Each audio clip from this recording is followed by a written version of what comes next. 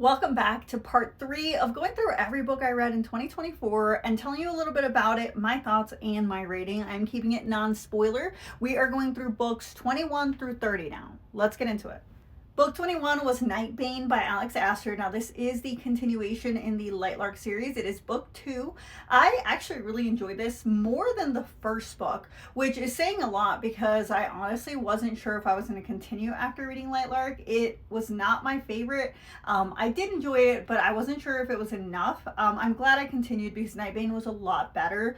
Our main character is kind of dealing with the after effects of what happened in Lightlark. I won't get too much into it because I don't want to give out any spoilers, but I did give this a 4.5. It did exceed my expectations because they were kind of low, but overall I did enjoy it. The next two are Fable and Namesake by Adrian. Now, this is a bit of a duology. It does follow our female main character Fable, who is stuck on an island trying to get off after she was abandoned there by her father after her mother passed away. So she's been through it. She's had to survive trying to get off and go reunite with her father and demand that he let her be by his side and take her place. He is a pirate and he's got some unsavory businesses that he is running, so he's got a bit of a reputation. I absolutely loved it. It is a young adult fantasy, so it does follow the story more than anything. There's no spice. I love this. I still recommend it to everyone. I reference it often. Definitely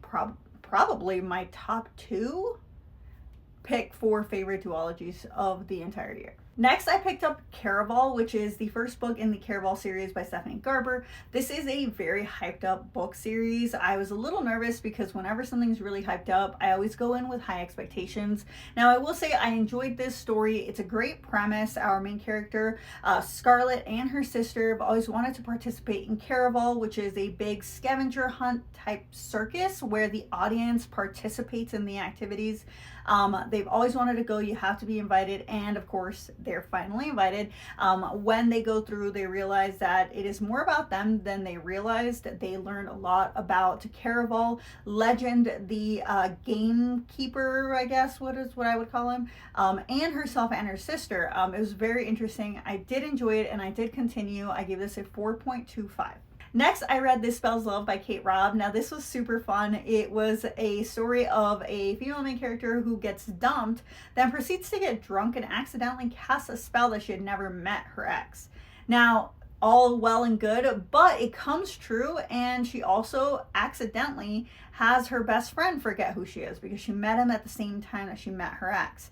So she spends the entire book trying to get him to realize that they are best friends, that she knows him, and trying to find a way back to her own reality. So I gave this a 4 out of 5. It was very cute. It was very fun. The next 3 books I read are all part of the same series, so I'll talk about them together. We've got A Touch of Ruin, A Game of Retribution, and A Touch of Malice. Now, this is the Hades and Persephone series by Scarlett St. Clair. These are books 3 through 5. And I will say that I think this series could have easily been condensed. I've said this before, but they alternate perspective as you switch through books, which would have been great if we were getting a bunch of new information as we switched through books. And we didn't. There was a lot of repetition. You could tell that there was a lot of gaps that were filled with spice, which I'm not a big fan of. So I struggled through some parts. Overall, I did enjoy the series up until the last book, but the first 6 books were very enjoyable. For books 3 and 4, I gave them a 3.75, and then A Touch of Malice, book 5, was really good. So I gave that a 4.5. I, again, think this whole series could have easily been condensed, but I digress. Next, I read Shatter by Tahereh Mafi. If I mispronounce the name, please correct me in the comments. But this had a lot of hope for me. Like, I was very, very hopeful that it would be great. It is very hyped up. Again, going in with high expectations, and this was very interesting in the way that it was written because you're reading it as our female main character and she's kind of losing her mind. So it shows in what she says, but also in the way that it's written. There is words that are repetitive, and the idea is that it's her mind kind of like going through this. There's things that are like stricken through, which I thought was very interesting. I love that idea because it really puts you in the shoes of the female main character, but I will say that it was very chaotic. There's just a lot of words that obviously describe her mental insanity, it was just a really tough read in the beginning, until it really starts to have the plot develop a little bit more. I gave this a 3.75 out of 5, because I did overall enjoy the storyline, but I didn't continue with the series because someone actually ruined it for me. Someone told me something that kind of just shattered all of the hopes that I had in the first book, and I kind of just was turned off by it at that point and ended up not continuing on. Last on this list, we have A Tempest of Tea by Hafsah Faizal. Now, this was a phenomenal read. It was a standout for the month of March for me. I don't see many people talk about it, and people should. This story follows our female main character who lives in a 50s era. That's kind of the vibe that I got. Very much roaring 50s with the way that they dress, the speakeasies, and kind of like just that type of vibe with prohibition and things like that. So I really liked it, because that to me is already an interesting premise, and then throw in that there's vampires. Sold. I could not wait to read it. I had the best time. I'm really hoping that we'll get more of this series, because of the way that it ended. It definitely set up more to come.